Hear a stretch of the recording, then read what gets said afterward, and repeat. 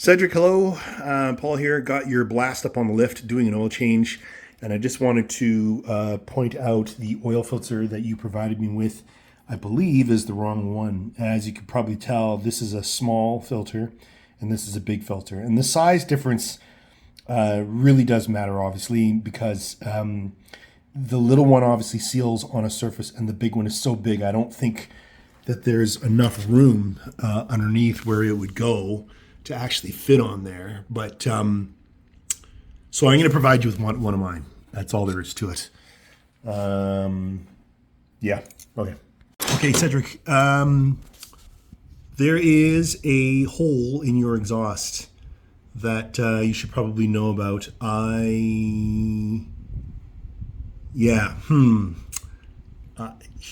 going to get worse.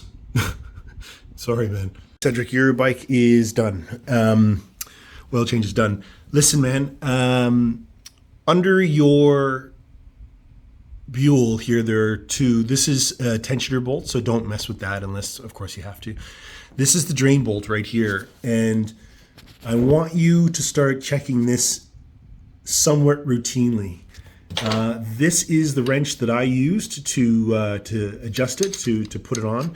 And when I got to this morning to start the oil change, this bolt was probably finger tight. Not finger loose, finger tight. You know, the old adaptation that Harley Davidson's rattle loose, la la la. This isn't a Harley, etc. Just check this, please, because when I put a wrench on this and tighten it up, it doesn't actually tighten up. It gets snug, good and snogging, but it doesn't actually tighten up. And I think that has something to do with the casting versus the bolt. This is the drain bolt in your swing arm for the actual engine oil. And it feels good. Everything is tight, snug, luggity bug. No need to worry there at all. Brake pads on the rear are wearing evenly, but you probably have about 20%. That's on the floating side, and I can't quite see the fixed side just because it's fixed. Let's get over to the front one.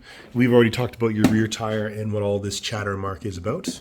So I know you know about that already. And then up here, these amazing, amazing brake calipers, or brake caliper. It's like 2-in-1. This is difficult for me to gauge because I'm not very proficient on the Buell product. And you got 2 sets of pads up here and 2 more sets of pads down there. So in my opinion, these pads are probably 80% life left. And I'm just going based on 2, 4, 6, 8, right? 20% on each pad. You know, the rotor on this is quite unique to any other bike. It's on the outside of the wheel versus the inside. And it is wearing evenly and looking good. There's evidence of brake dust that I think you should, none of my business. Do what you got to do. Okay, there it is. There's the report.